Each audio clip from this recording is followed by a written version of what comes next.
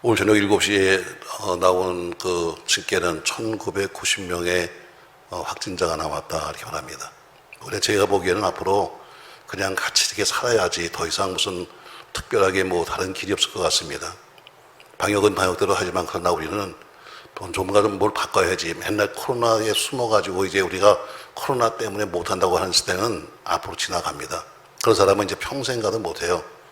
교회도 마찬가지로 매일 뭐 코로나 때문에 또 뭘 못하고 이런 시대가 오면 이제는 계속해서 그냥 그렇게 가다가 끝나는 거죠. 사실 초대교회 같은 경우에는 얼마나 죽음이 왔었어요. 그럼에도 불구하고 그들이 여러분 지하에 있는 교회, 카타콤 같은 데가 무슨 환기가 잘 되고 지금 말하면 뭐 그렇게 대단하겠어요. 그래도 신앙 지키겠다고 찾아간 사람이 많았던 것처럼 오늘 신앙생활하는 여러분과 저에게 필수적인 기관, 신앙생활 하는 사람에게는 꼭 필요한 기관이 하나 있는데 바로 그것이 교회라는 조직입니다. 결국 신앙생활을 하려면 교회라고는 조직이 없이는 신앙생활을 할 수 없는 거예요. 나 혼자 믿으면 되죠. 나 혼자 믿으면 되죠. 이런 사람들이 있습니다만 그러나 그렇게 해서는 절대로 신앙생활을 할 수가 없습니다. 왜냐하면 우리가 교회를 통해서 뭘 배우는가? 믿음을 배웁니다. 교회에서 배우는 것이 뭐냐면 교회는 세상을 가르치지 않아요. 교회는 무슨 뭐 학문이 어쩌고 그다음에 뭐 어쩌고 세상을 가르치는 것이 아니라 교회는 목사는 믿음을 가르치는 거지 여러분에게 뭐 경제를 가르치고 정치를 가르치는 사람이 아닙니다. 교회를 통해서 우리는 믿음을 배워요. 또 교회를 통해서 여러분의 믿음이 성장됩니다. 믿음은 그냥 가만히 있으면 성장되지 않아요. 우리가 아이들도 마찬가지잖아요. 그냥 나니까 애가 큰 것 같지만 그러나 다 과정인 것처럼 교회라고 하는 기관을 통해서 거기서 서로 믿음이 성장되는 거예요. 또 교회 안에서 성도끼리 어쨌든 교제를 나누면서 교회 안에서 신앙을 지켜가는 것입니다. 그러니까 이 세상에서 가장 귀한 신앙생활에는 꼭 필요한 것이 뭐냐면 교회라는 데서는 누구도 이의를 제기할 수가 없어요. 학교가 필요합니다. 학교가 왜 필요합니까? 그냥 알아서 그냥 자기가 배우면 되지. 이렇게 말할지 모르지만 학교에서 자 요새 이제 오늘 나온 거에 보니까 볼륨 좀 올려주실래요? 좀 내가 안 들리는 건지 아니면 저희가 안 들리는지 잘 모르겠는데 조금 좀 올려주시고요. 잘 들려요? 이게 이제 여러 번 들려도 제가 안 들리면 답답하니까 자꾸는 이제 비명을 지르는 거지. 그래서 이제 보통 귀 안 들리는 사람이 소리가 크잖아요. 나는 못 들으니까 자꾸 크게 하는 거예요. 그러니까 나를 좀 듣게 해줘야 내가 작게 하죠. 오늘 다음에 보니까 요새 태어난 아이들은 정상적인 과거의 아이들보다 이 지능이 약 80%밖에 안 된다 이런 얘기예요. 다시 말해 코로나 시대에 태어난 아이들의 머리가 나쁘다는 얘기입니다. 그래서 문제죠 여러분. 근데 앞으로 어떻게 할 것이냐 걱정이에요. 학교가 필요하냐고요? 그거 그냥 안다면 어때요? 그냥 알아서 지가 공부하고 그러면 사는 거죠. 아니에요. 학교에서는 학만 배우는 게 아니에요. 학교에서는 아이들끼리 서로가 어때요? 사회생활을 배우는 거예요. 대학교도 마찬가지입니다. 또 신학교 대학원도 마찬가지예요. 가서 무슨 학문을 배워가지고 무슨 거기서 대단한 목사 되는 것이 아니라 가서 거기서 3년, 목사 되려면 보통 7년, 9년 공부하는데 가서 공부도 하겠지만 중요한 것은 뭐냐면 더 중요한 것은 그 안에서 같이 어울려 신앙생활을 배우는 거예요. 그처럼 교회도 마찬가지예요. 교회가 없이는 서로가 어울려서 영적 교제가 될 수 없고 나 혼자 믿으면 되잖아. 하지만 절대로 믿음이 성장할 수가 없는 거예요. 그러니까 교회는 신앙생활엔 아주 독보적인 존재입니다. 물론 교회를 다니니까 구원받는 건 아닙니다. 절대로 교회 자체가 구원이 아니에요. 내가 교회에 와서 앉아있으니까 구원받았잖아. 이건 절대로 거짓말입니다. 그러나 교회를 통하지 않고는 구원에 대한 소식을 들을 수가 없는 겁니다. 여러분 다 집집마다 다 TV가 있잖아요. 뭐 특별하게 뭐 아이들 때문에 안 놓을 수도 있습니다만 자 TV. 자 우린 TV를 통해서 어쨌든 그것을 통해서 세계 구석구석에서 일어나고 있는 모든 일들을 거기서 전해 듣기도 하고 보기도 합니다. 텔레비전 그 자체가, TV 자체가 사건 자체는 아니에요. 그러나 그 TV를 통해서 우리는 세계 소식을 듣기도 하고 또 거기서 간접적인 경험을 하는 거죠. 마찬가지로 교회가 구원이 아닙니다. 교회는 구원의 현장은 아니지만 그러나 교회의 구원의 소식을 들을 수 있는 그 유일한 길이 어디냐면 바로 교회인 것입니다. 여러분, 좋은 TV가 어떤 거예요? 요새 보니까 굉장히 비싼 것도 많더라고요. 뭐 생각밖에 세상이 참 좋아지다 보니까 막 말려지는 TV도 있고 이렇게 얇은 TV도 있고 비싸더라고요. 자, 그러나 좋은 TV는 뭐냐? 어쨌든 좋은 TV는 정확하게 영상이 나와야 돼요. 보는 사람이 아주 정확하게 저게 무엇인가를 볼 수 있어야, 영상이 정확해야 좋은 TV예요. 아무리 비싸고 아무리 좋은 걸 갖다 놔도 잘 안 보이면은 소용없는 거 아니겠어요? 좋은 TV는 뭐냐? 잘 보이고 잘 들려야 돼요. 그래야 좋은 TV예요. 물론 디자인도 좋아야 되고 여러 가지 뭐 조건도 있습니다만, 그러나 가장 최고의 조건은 뭐냐면 TV는 선명한 화면이에요. 그리고 선명한 소리예요. 그처럼 교회는 분명한 소리가 나와야 돼요. 교회에서 다른 소리가 아니라 교회는 오직 예수라고 하는 분명한 소리가 있어야 돼요. 뭐 교회에서 뭐 세상이 어떤데 정치가 어떠고 경제가 어떠니까 뭐 코로나가 이래서 여러분 이거 배우러 오는 게 아니라 교회는 아주 분명하게 화면이 정확해야 되는 TV처럼 교회는 정확하게 복음, 오직 예수의 복음이 확실히 되는 거예요. 마찬가지로 그럼 교회, 오늘 저는 우리가 읽었던 것은 예루살렘 교회인데 지난번에 우리는 데살로니가 교회를 했잖아요. 그럼 오늘 본문을 통해서 예루살렘 교회를 우리 모든 교회들은 항상 가장 으뜸가는 교회라, 배우고 싶은 교회가 예루살렘 교회인데, 그럼 그런 이상적인 교회는 어떤 교회인가? 오늘 한 서너 가지 말씀을 본문 통해서 하려고 합니다. 허셀포드라고 하는 유명하신 목사님은 내가 꿈꾸는 교회라 하는 이런 책을 썼어요. 그리고 그의 설교집에서 12가지 교회의 모습을 얘기했습니다. 나는 이런 교회가 되기를 꿈꾼다면서 뭐라고 했는가 하면, 나는 하나된 교회를 꿈꾼다. 두 번째, 나는 참여하는 교회를 꿈꾼다. 세 번째, 나는 다정하고 친근한 교회를 꿈꾼다. 네 번째, 나는 사랑의 교회를 꿈꾼다. 다섯 번째, 나는 영적인 교회를 꿈꾼다. 여섯 번째, 나는 전도하는 교회를 꿈꾸고, 일곱 번째, 모든 사람이 누구나 공평한 교회를 꿈꾼다. 여덟 번째는 살아있는 교회를 꿈꾼다. 아홉 번째는 훈련된 교회를 꿈꾼다. 열 번째는 신실한 교회를 꿈꾼다. 11번째는 11조를 드리는 교회를 꿈꾼다. 12번째는 모든 사람을 권하는 교회를 꿈꾼다 하는 12가지의 내가 꿈꾸는 교회라는 설교를 했어요. 자, 허셀포드 목사님은 그렇게 12가지를 꿈꿨지만 오늘 예루살렘 교회를 본문을 통해서 우리는 한 서너 가지 모습을 보면서 전 여러분과 섬기는 우리 교회가 그렇게 되기를 주의 이름으로 소망합니다. 성경에는 많은 교회가 나옵니다. 좋은 교회도 있고 평이 나쁜 교회도 있습니다. 그 당시 처음으로 그리스도인이라고 하는 칭함받았던 안디옥 교회도 있습니다.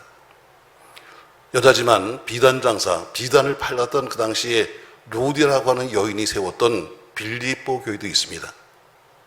온갖 문제투성이었던 고린도 교회도 있었습니다.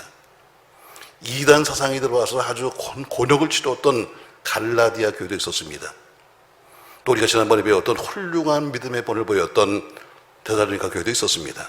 그 외에도 에베소 교회, 골로새 교회 많은 교회도 있었잖아요. 근데 그 중에서 보면 어때요? 오늘 예루살렘 교회를 가장 으뜸으로 보고 있는 이유가 뭔가? 우리가 예루살렘 교회를 바라보면서 바람직한 교회요, 이상적인 교회라고 하는 이유는 뭔가? 우리는 본문을 통해서 이상적인 교회의 4가지 모습을 오늘 보려고 합니다. 자, 말씀. 자, 42절 말씀 보겠습니다. 어떤 교회가 이상적인 교회요, 바람직한 교회냐? 42절 같이 있습니다. 그들이 사도의 가르침을 따라 받아 서로 교제하고 떡을 떼며 오로지 기도하기를 힘쓰니라. 오로지 뭐 했다고요? 오로지 기도하기를 힘썼다 이렇게 말합니다. 예루살렘 교회의 특징을 말하라 그러면 여러 가지 있겠지만, 그러나 그 교회에 가장 두어진 것은 뭐냐면 그 교회는 기도하는 교회였다는 거예요. 자, 그들은 예루살렘, 우리 예수님께서 감람산에서 승천하시면서 말씀했어요. 그리고 그 약속의 말씀, 그분이 승천하시면서 하신 약속의 말씀을 믿고 그 명령을 따라갔어요.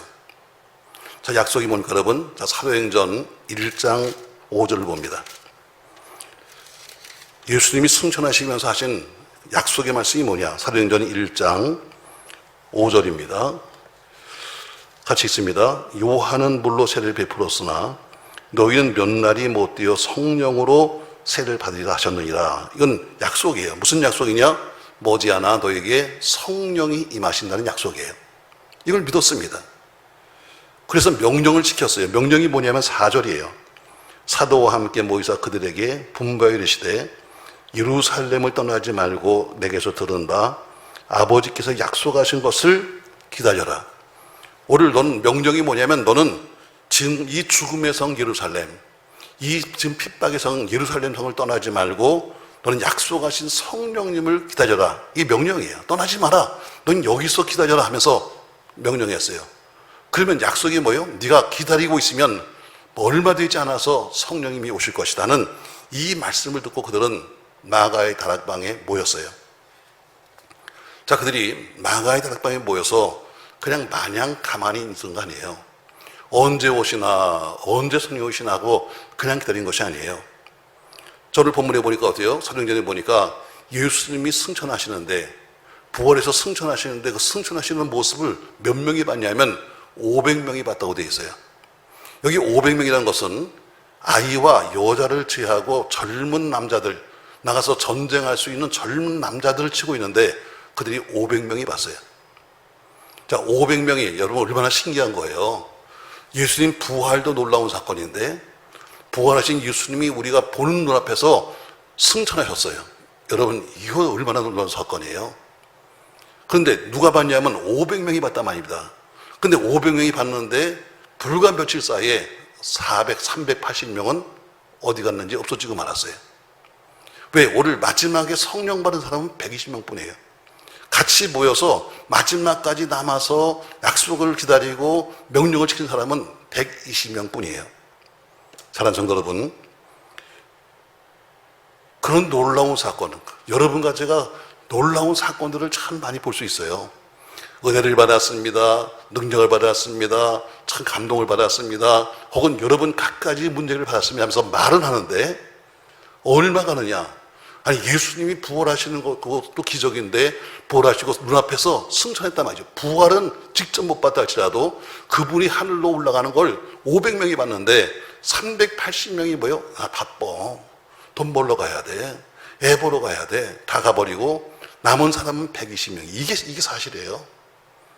교회 속에 그 많은 사람들이 무슨 뭐 입만 열으면 은혜 이야기해도 마지막까지 약속을 지키는 사람들은 많지 않아요. 그들이 남은 120명이 뭐 있는가? 사도행전 1장 7절에 보니까 오로지 기도에 힘썼다.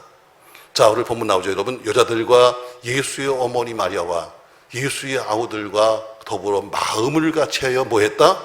오로지 기도에 힘썼다. 아멘. 그들이 그냥 가만히 앉아가지고 언제 나오시나 하고 하늘 바라본 것이 아니라 약속의 말씀을 듣고 명령을 지키면서 그들이 한 것은 뭐냐면 오로지 기도에 힘썼다. 왜? 하나님의 능력을 체험할 수 있는 것, 성령의 충만을 받는 비결만은 기도 외에는 다른 방법이 없기 때문입니다. 예루살렘 교인들의 기도는 마가의 다락방에서 이루어지면 그 기도는 하늘나라 보호자에까지 올라갔습니다.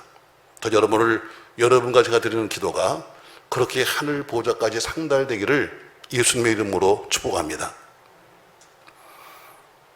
전 여러분들에게 지난 주간 설교하면서 그랬어요. 사람이 건강을 아는 5가지 비결이 있다. 영적 건강을 아는 비결. 아마 기억하시나 모르겠어요. 아마 잊어버렸을 거야.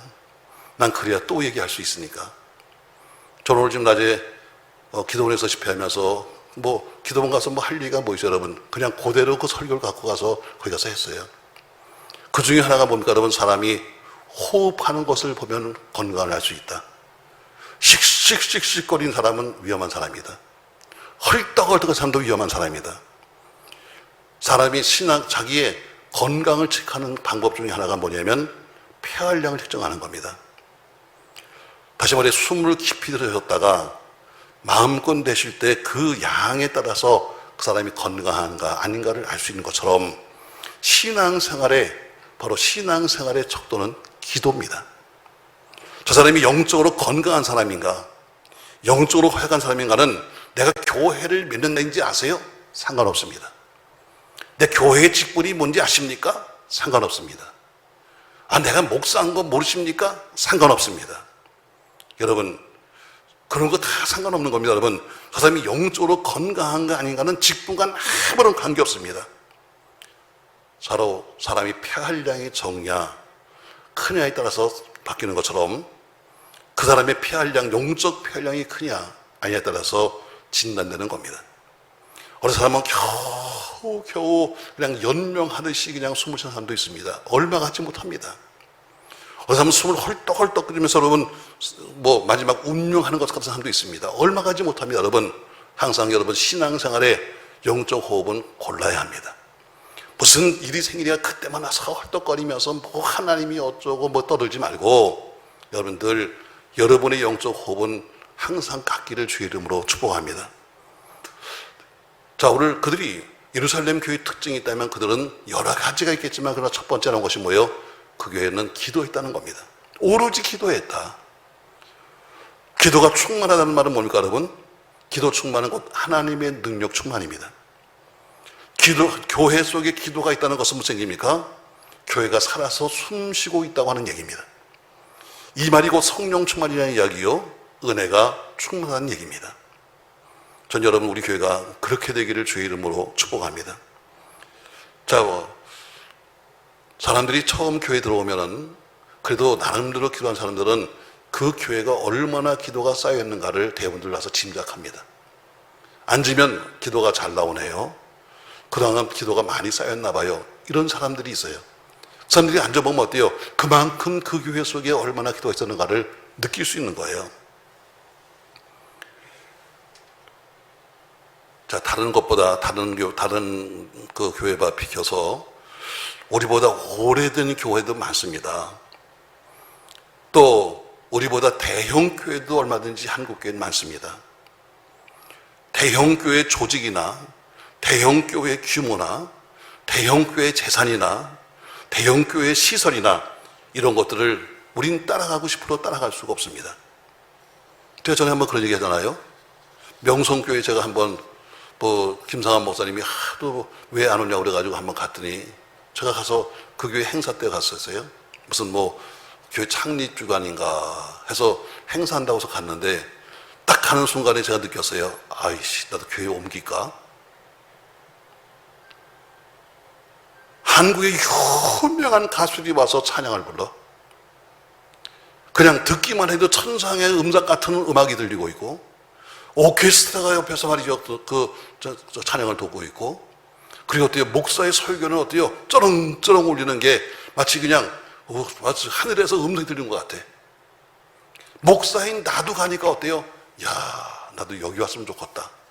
이렇게 할 정도니까 교인들이면 당연하죠. 매일 개척교회에서 깽깽깽깽 하는 소리만 듣다가 그런 데 가면 당연히 가고 싶은 거 당연해요. 여러분, 대형교회를 따라갈 수 없습니다. 그들의 시설이나 음향이나 혹은 목사님의 어떤 설교나, 왜 대형교회 목사님은 일주일에 한 번밖에 설교 안 해요. 그러나 작은 교회 목사 오세요. 그냥 우리 교회 봅시다. 여러분, 새벽에 6일이요. 또 철야에 있어, 수요 예배에 있어, 신방 다녀야 돼. 한 주에 보통 20번 30번씩 설교해요.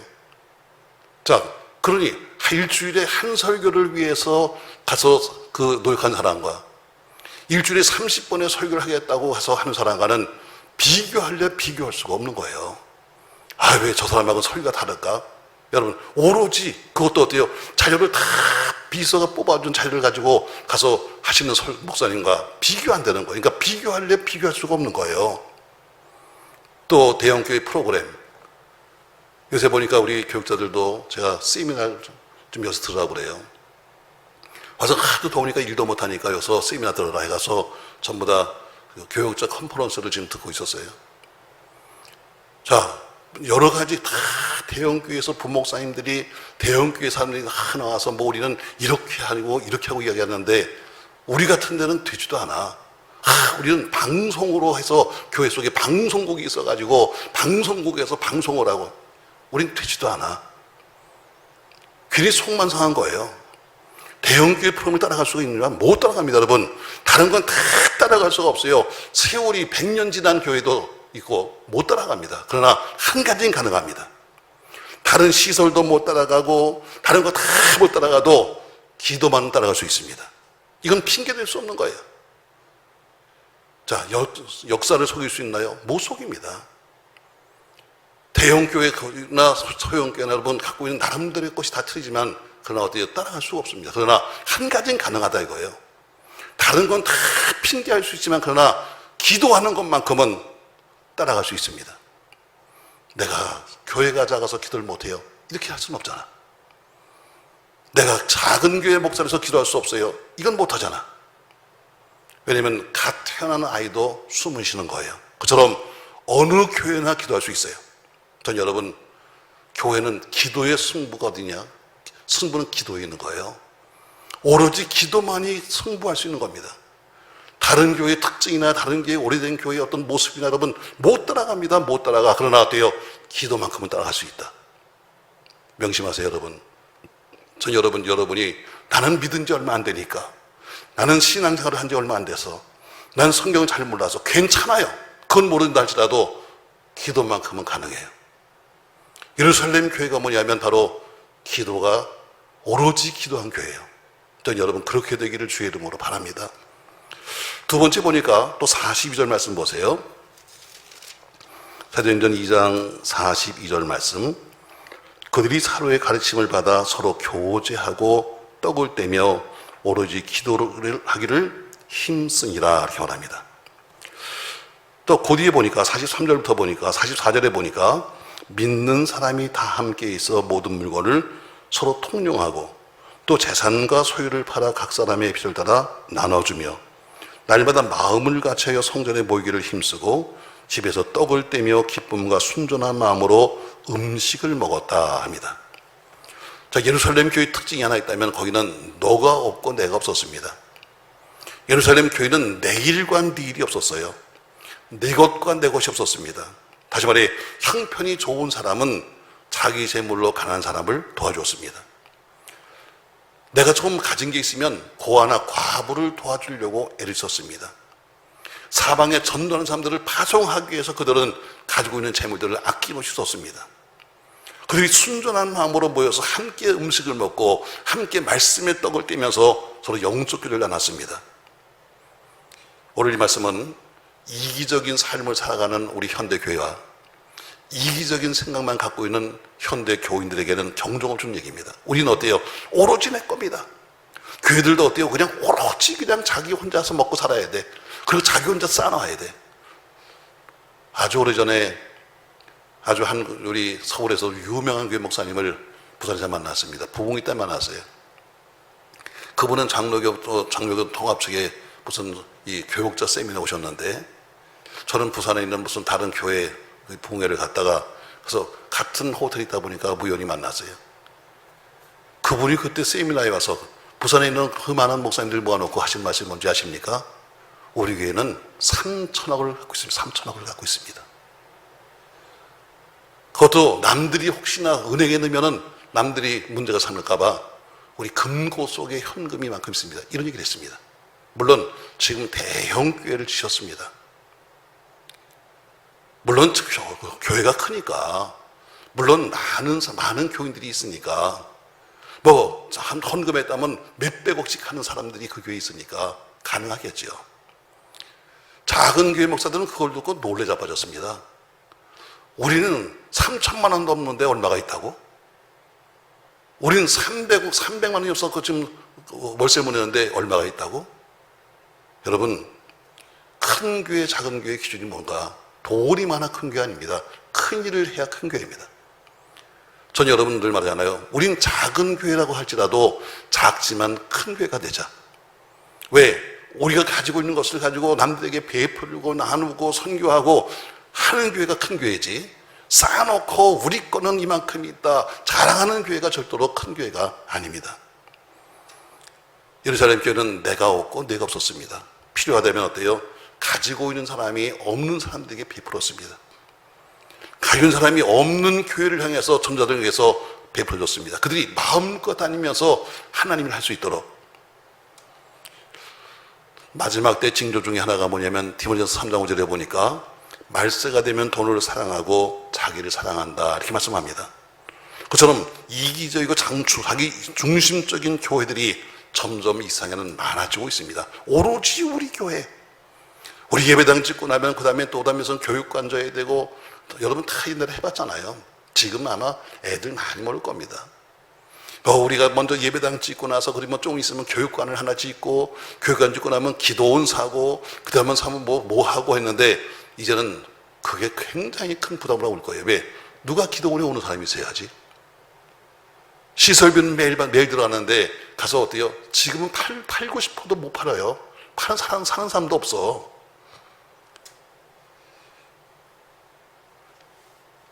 얼마 전에 여러 목사님들과 다 이렇게 만났어요. 다들 한국교회에서 전부 다 내놓으러 가는 분인데 제가 어떻게 우연히 끼게 돼가지고 같이 만나서 형제니 뭐니 그러고 지내는데 그분들 하시는 말씀이 뭐냐면 지금은 교인들이 땀 흘리지 않는다.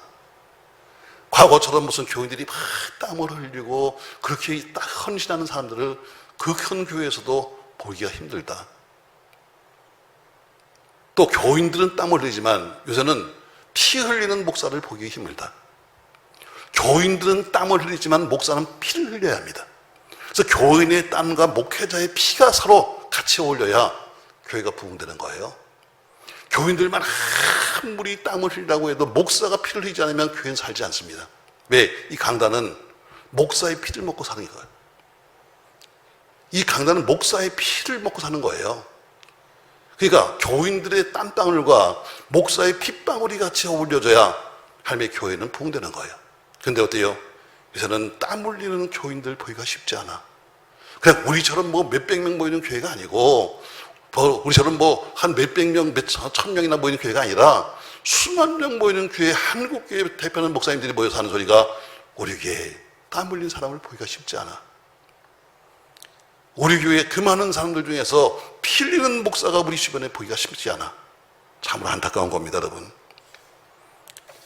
여러분, 일하지 않는 교회는 죽은 교회입니다. 일하지 못하는 영혼은 죽은 영혼입니다.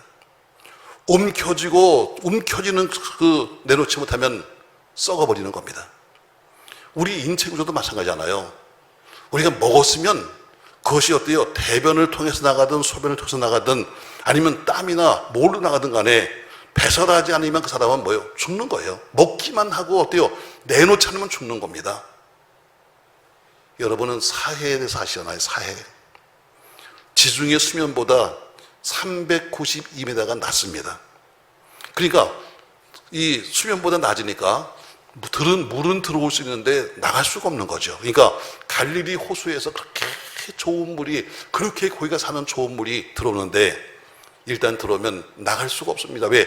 수면 밑에 있으니까, 390m 밑에 있으니까 결국 소금바다가 되고 맙니다. 모든 생물이 살지 못한 소금바다. 여러분이 설교 때마다 많이 들은 얘기죠. 교회는 사회가 돼서는 안 됩니다.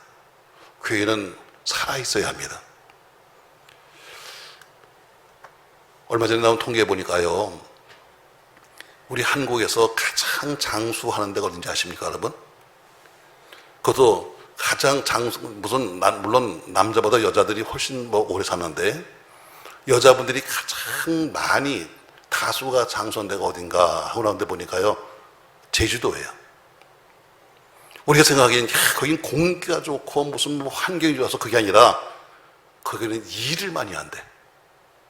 옛날부터 저는 해녀부터 시작해서 거기는 일을 많이 하기 때문에 여러분 오래 산다는 거예요. 맞아요, 여러분. 일을 많이 해야 오래 사는 거예요. 가만히 먹고 누워서 오래 사는 게 아니라 아무리 좋은 환경, 아무리 좁은 데에 산다 할지라도 여러분 일을 해야 사는 거예요. 일을 해야 건강한 거예요. 봉사가 충만하다 이 얘기는 뭐예요? 결국 능력 충만이에요. 왜? 건강하니까. 봉사가 충만한 교회는 건강한 교회입니다. 수입만 있고 지출이 없는 교회는 병든 교회입니다. 이 말은 바로 수입보다 지출이 많다는 것은 그만큼 남에게 사랑을 베푼다는 겁니다. 결국 사랑이 없으면 남에게 줄 수 없는 겁니다. 봉사가 충만하다는 것은 기쁨이라는 겁니다. 왜? 일하면서 생기는 가장 큰 유익이 뭐냐면 일하면서 받는 기쁨인 것입니다. 여러분, 우리 교회도 예루살렘처럼 여러분의 봉사와 헌신이 넘치시기를 주 이름으로 바라면서 여러분 구석구석마다 보면 어때요? 여러분의 땀방울이 묻어있는 교회가 되기를 주 이름으로 바랍니다. 여러분 땀방울이 묻어있는 교회. 선생님 땀 흘리지 않으니까 여러분 가서 내가 여기서 그래도 옛날에 이렇게 열심히 일했는데 하는 그런 땀방울이 묻어있는 교회가 되야 된다는 겁니다. 자, 세 번째 예루살렘 교회의 특징이 하나 있다면 38절 말씀 보시죠. 38절 같이 읽습니다. 베드로가 이르되 너희가 회개하여 각각 예수 그리스도 이름으로 세를 받고 죄의 사함을 받으라. 그리하면 성령을 선물로 받으리니 이 약속은 너희와 너희 자녀와 모든 먼데 사람 곧 주 우리 하나님이 얼마든지 부르시는 자들에게 하신 것이라 하고 또 여러 말로 확증하며 권하여 이르되 너희가 이 패역한 세대에서 구원을 받으리라 이렇게 말합니다. 자, 오늘 베드로가 지금 설교를 하는데 예루살렘 교회 안에 특징이 있다면 바로 그것은 말씀이 충만했다는 거예요. 첫 번째가 기도 충만이요, 두 번째가 봉사와 헌신의 충만이요, 세 번째가 말씀 충만입니다. 전 여러분 말씀을 들어야 합니다. 왜? 오늘 37절 말씀 보세요. 꼭 보셔야 합니다. 한번 같이 읽습니다. 그들이 이 말을 듣고 마음에 찔려 베드로와 다른 사도들에게 물어 이르되 형제들아 우리가 어찌할꼬 하거늘 말합니다. 그들이 이 말을 들었습니다. 이 말이 뭐예요? 앞에서 베드로의 설교예요. 베드로가 설교했습니다. 베드로가 설교한 것은 뭐냐면 다른 거 없어요. 오로지 한 것은 예수 부활의 복음을 전했어요. 예수가 부활하셨다. 근데 그 예수가 오셨는데 그 메시아를 너희가 잡아 죽였잖아. 근데 너희가 잡아 죽인 그 예수가 부활해서 그리고 그 예수가 승천하셨다. 그리고 그 주님은 다시 오신다고 하셨다. 이게 복음이에요. 근데 오늘 중요한 말이 뭐예요? 그들이 이 말을 듣고 했어요. 여러분 말씀을 들어야 어때요? 믿음이 성장해요. 말씀을 듣는 이유가 뭐예요? 오늘 다시 말씀 보세요. 그들이 이 말을 듣고 마음에 찔려 했어요. 여러분 설교를 드리면서 오늘도 하는 이 말씀이 여러분에게, 봉사하는 여러분에게, 기도하는 여러분에게, 말씀 안 듣는 여러분에게 오늘 마음에 찔림으로 봐야 돼요. 찔림으로. 말씀은 여러분 매일 여러분을 그냥 가서 그래 잘했다, 그래 너 잘났다 하면서 여러분 이거 하려고 듣는 거 아니에요. 말씀은 우리를 찔러야 돼. 아멘. 이게 여러분 은혜 받은 거예요. 목사님 오늘 말씀이 은혜 받았습니다. 이 얘기는 당신이 주신 그 말씀이 오늘 나의 잘못을 지적했습니다. 이 말씀이 돼야 돼요. 그냥 깔깔대고 웃으면서 무슨 박수를 치고 좋아하고 그 다음에 무슨 뭐 깔깔대서 뭐 농담하고 좋아하고 수상노래 부르면서 좋아하고 이게 교회가 아니라 교회는 말씀을 통해서 뭐요? 나를 찔러야 돼. 이게 은혜 받은 거예요. 평상시엔 몰랐어요. 평상시엔 이게 맞는 줄 알았는데 오늘 말씀을 듣고 나니까 하하 내가 잘못 살았네. 내가 잘못 믿었냐면서 말씀이 우리를 찔러야 돼. 이게 은혜 받은 겁니다. 전 여러분 그렇게 되길 바랍니다. 교인들이 싫어해요. 왜? 아프니까. 찔르면 아프니까. 그냥 깔깔대고 웃으면서 내가 가서 놀고 밥이나 먹고 그리고 흥청흥청거리고 가서 무슨 세상 노래나 이야기나 하고 이런 얘기해서 좋아하는 거는 뭐예요? 찔림 받는 거 싫은 거예요. 의사가 칼을 대서 수술하는 게 싫은 거예요. 그냥 덮어두세요. 그냥 살다 죽을 거예요. 이렇게 살지요. 잘 들어보세요. 오늘 베드로가 설교했어요. 무슨 설교했어요? 여러분 초대교회 복음은 어렵지 않아요. 뭐 진짜 뭐 논리가 어떻고 과학이 어떤데 무슨 뭐 신학이 어떻고 이런 얘기 하나도 없어요. 우리가 죄 때문에 하나님 앞에 하나님과 거의 끊어졌는데 예수가 오셔서 우리를 구원하셨다. 그 예수가 메시아다. 근데 그 메시아를 우리가 잡아 죽였잖아. 근데 그 주님이 다시 살아오셨어. 부활하셨어. 그리고 그 주님이 우리가 함께 있다가 우리 앞에서 승천하셨다. 근데 그분은 가시면서 말해서 다시 오겠다고. 이게 복음이에요. 이 말씀한 겁니다. 우리가 잡아 죽였단 말이야, 예수를. 했는데 어떻게 그 말씀이 마음에 찔렸어요. 아, 그렇게 했네. 맞아, 내가 잘못했네. 했어요. 그러니까 반드시 말씀을 들어야만 내가 무슨 죄를 졌는지 알 수 있어요. 말씀의 거울에 비춰봐야지 내 얼굴을 볼 수 있는 거예요. 여러분, 우리가 거울을 보잖아요. 거울 보는 이유가 뭐예요? 그렇지, 옛날에 백설공주에 나오는 그 못된 엄마처럼 거울아 거울아 누가 제일 이쁘니 너 이거 들으려고 보는 거예요? 아니요, 나를 제대로 보기 위해서 보는 게 거울이에요. 우리가 말씀의 거울에 비춰봐야 내 영적인 상태를 알 수 있어. 말씀의 거울에 비춰봐야 내 모습을 진짜 보는 거예요. 아휴, 내가 눈이 이쁜가? 내가 코가 이쁜가? 왜? 거울을 안 보면 모르는 거예요. 거울을 봤어요. 그러니까 어때요? 그것이 내 마음을 찔렀어요. 이게 은혜 받은 거예요. 말씀을 듣고 마음에 찔림 받았다. 자, 그러니까 어때요? 두 종류가 나와요. 말씀을 듣고 그 말씀이 나를 찔렀는데, 어떤 사람은 어때요? 아, 내가 잘못 살았네, 잘못 믿었네, 그럼 어떻게 하면 좋을까 하는 사람이 있는가 하면, 사도행전 7장에 가면은 스데반 집사가 설교하는데 똑같은 설교 내용이에요. 근데 그 사람 똑같이 나와요. 그들이 그의 말을 듣고 마음에 찔려 스데반 집사를 때려 죽였더라. 한쪽에서는 어때요? 말씀을 듣고 가슴에 찔려서 어떻게 하면 되겠냐고 하는 사람이 있는가 하면, 한쪽에서는 말씀을 듣고 그것이 어때요? 자기를 가리기 위해서 스데반 집사는 때려 죽였다는 거예요. 그러니까 설교 한 번 잘못하면 맞아 죽는 거예요. 스데반 집사는 한 거 딱 한 가지밖에 없어요. 설교 딱 한 번 한 것밖에 없어요. 그리고 돌에 맞아 죽었어요. 말씀을 들었어요. 우리도 말씀을 들어야 돼요. 두 번째 어때요? 그 말씀이 매일 우리에게 위로를 주시고 평안을 주시고, 여러분, 그게 아니라 그 말씀이 여러분과 저의 잘못을 지적해 줘야 돼요.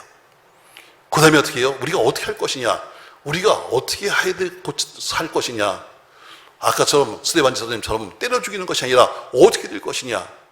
그랬더니 뭐라고 그래요? 이렇게 말하지 않아요?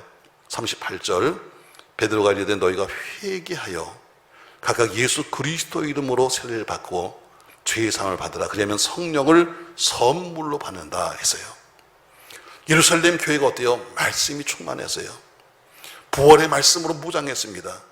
그러니까 베드로의 그런 설교를 들었으니까 그는 끝까지 어때요? 그는 계속해서 부활 설교 하다 보니까 결국 그들도 역시 그 믿음을 갖게 되는 거예요. 저는 농사를 안 져봤습니다만, 여러분, 가뭄이 왔을 때 보세요. 자, 논이 쭉 윗논이 있고 아랫논이 있는데, 가뭄이 왔을 때 일반적으로 보면 물을 댈 때 어떻게 돼요? 윗논부터 돼요. 윗논에다가 물을 대야 물이 흘러서 아랫논으로 가는 거예요. 아래에다가 물이 대봐야 물이 넘쳐도 위의 논까지는 가지 않는 거예요. 맞습니다, 여러분. 윗논에 물이 없으면 아랫논도 물을 댈 수 없는 것처럼, 무엇이든지 남에게 내가 베풀고자 하면, 남에게 나누고자 하면 내가 가진 것이 있어야 돼요. 윗논, 내가 가진 것이 있어야 남에게 베풀 수 있어. 내가 누구를 가르치려고 하려면 내가 지식이 많아야 남에게 가르칠 수 있어요. 내가 남을 도우려고 하면 내가 재정이 가진 게 있어야 돼요. 하나님 말씀을 전하고 싶으면 먼저 전하는 사람, 내가 충만함을 받아야 돼요. 아멘. 윗논에 위에 있는 목사가 충만하지 않은데 교인 보고 충만함 할 수 있나요? 윗논에 물이 차야 그 물이 넘쳐서 아랫논 가는 거예요. 내가 말씀이 충만하지 않고는, 내게 능력이 충만하지 않고는, 기도가 충만하지 않고는 절대로 남에게 그렇게 하라고 말할 수가 없는 거예요. 여러분, 바짝 마른 윗논이 아랫논을 보고 그래요. 왜 너는 왜 물이 없냐고 말할 수 없는 것처럼, 예루살렘 교회는 어때요? 말씀이 넘쳤어요. 스데반 베드로의 충만함 때문에, 그 충만함에 대한 설교가 늘 있었기 때문에 말씀이 충만했어요. 전 여러분, 아무쪼록 우리 교회 또한 그렇게 말씀이 충만하도록 여러분들 기도해 주시기를 주의 이름으로 바랍니다. 자, 세상에서 말이죠, 남의 이야기 자꾸 떠들리면 나쁜 사람이에요. 여러분, 세상에서 남의 이야기 자꾸 하는 것처럼 나쁜 버릇 없어요. 그런데 단 한 가지는 괜찮아요. 예수 이야기는 자꾸 남의 얘기지만 해도 괜찮아요. 다른 사람 이야기, 뭐 김집사 이야기, 박집사 이야기, 뭐 이목사 이야기를 자꾸 하면 그 사람은 나쁜 사람이지만 예수 이야기는 하면 할수록 좋은 거예요. 지난번에 어느 식당에 가니까 말이죠, 그 서빙하는 아줌마가 술 먹은 사람들 보면서 아주 이야기하더라고요. 내가 술을 안 먹으니까 나한테 이제 들으라고 하는 소리겠죠. 술 먹는 사람들 있잖아요. 한 얘기 또 하고, 한 얘기 또 하고, 한 얘기 또 그러면서 자기도 서빙하는 사람이지만 아주 나한테 와서 은근히 가서 비꼬더라고요. 여러분, 그래요. 한 얘기 또 하고, 한 얘기 또 하고, 한 얘기 또 하고 하면 남들이 욕해요. 그러나 한 가지 괜찮아요. 예수 이야기는 한 얘기 또 하고, 한 얘기 또 하고, 한 얘기 또 해도 괜찮아요. 왜? 받은 바 은혜가 있으니까 견딜 수가 없는 거니까 자꾸 한 얘기를 또 하는 겁니다. 술 취한 사람이 어때요? 자꾸 엉뚱한 얘기 자꾸 하는 거, 그런 얘기가 아니라 내가 받은 은혜가 있고 내가 받은 사랑이 있으니까 자꾸 입만 열으면 또 그 예수 이야기하는 거예요. 사랑하는 성도 여러분, 오늘 말씀이 충만했다는 것은 곧 은혜 충만입니다. 성령이 기록하신 그 말씀이 충만하니까 결국 그 교회는 충만한 교회라는 이야기입니다. 건강한 교회라는 이야기죠. 전 여러분 앞쪽 예루살렘처럼 우리 모두가 말씀이 충만한 교회가 되기를 기도해 주시고, 또 말씀이 충만한 우리 목회가 되도록 기도해 주시길 바랍니다. 또 한 가지가 있습니다. 그 교회의 특징이 있으면 42절입니다. 그들이 사도의 가르침을 받아 서로 교제하고 떡을 떼며 오로지 기도하기를 힘쓰니라 했습니다. 이 말이 지금 원문에는 어떻게 나오냐, 이렇게 나옵니다.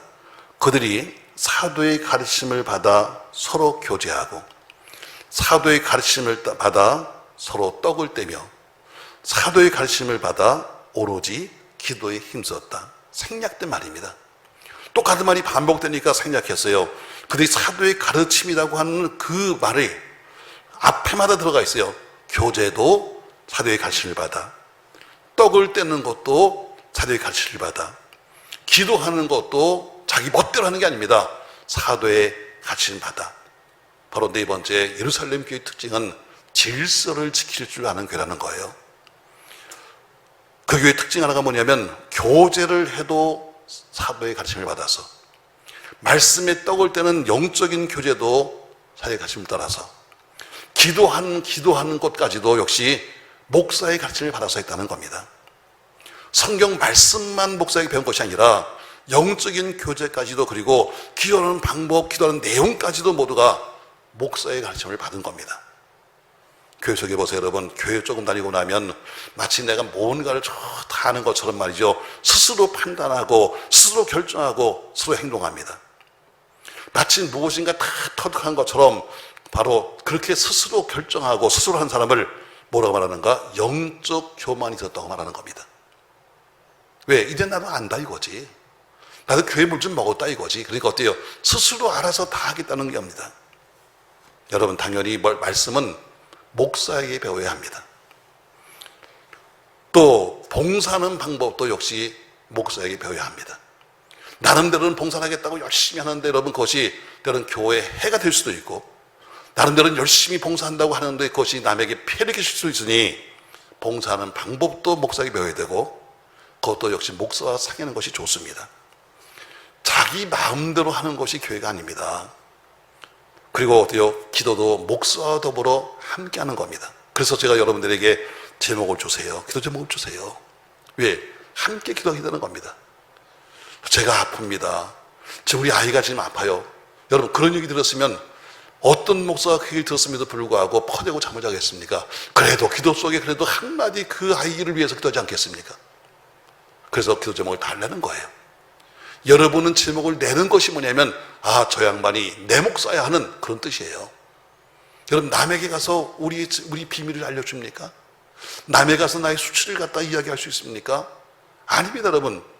못하죠. 남들에겐 창피해서. 그러나 내 목사니까, 내 영혼을 책임진 사람이니까 내가 나의 수치라 할지라도 우리 가정의 부족함이라 할지라도 내가 내놓을 수 있는 거예요. 그러니까 기도 제목을 냈다는 것은 저 사람을 나의 목사로 인정한다는 것이고, 그걸 받는 목사는 저 사람은 내 성도로 인정한다는 거예요. 내 멋대로 하지 마세요. 교회는 내 멋대로가 아니에요. 당연히 말씀을 목사에게 배워요. 그 외에 봉사하는 방법도, 기도하는 방법도 더불어 함께하는 거예요. 교제도 마찬가지, 목사의 가르침을 받아서 육적인 교제도 하고 떳떳하게 교회 안에서 영적인 질서를 지켜가면서 하는 거예요. 수근수근대고 다니지 말고, 여기저기 몰다니지 말고, 내 생각대로 하지 말고, 지금 하고 있는 일이 하나님의 영광을 위한 것인가 다시 한번 물어가면서 예루살렘 교회는 그런 질서를 지켰다는 것이죠. 자, 이제 결론을 내겠습니다. 여러분, 저도 매일, 여러분도 벌써 이제 입신 근처에 가신 분도 계신데 저도 피곤합니다. 저도 뭐 새벽 예배 끝나자마자 기도원 가서 두 번 집회하고 왔는데 오가는 길이 금요일날 하도 막히니까 한 4시간 잘 타고 왔다 갔다 하니까 힘들어요. 그래도 여러분이 그래도 몇 사람들 이렇게 뜨고 있으니까 나도 좋아. 어떤 인간은 눈을 반쯤 감았다. 나도 졸려 죽겠는데. 자, 전 예루살렘 교회를 여러분에게 이야기하면서 모든 목회자들이, 모든 성도들이 전부 다 본받고 싶어하는 예루살렘 교회는 특징이 있다. 그냥 제일 처음 생긴 교회에서 우리가 본받는 게 아니다. 그 교회의 특징이 뭐냐? 예루살렘 교회는 기도가 충만했습니다. 예루살렘 교회는 봉사와 헌신이 충만했습니다. 예루살렘 교회는 또한 말씀도 충만했습니다. 또한 그들이 흘린 기도와 눈물과 봉사의 땀, 그리고 순교의 피가 온 예루살렘을 결국 삼켰습니다. 그리고 그 모든 일들이 하나님이 세우신 질서 속에서 이루어졌습니다.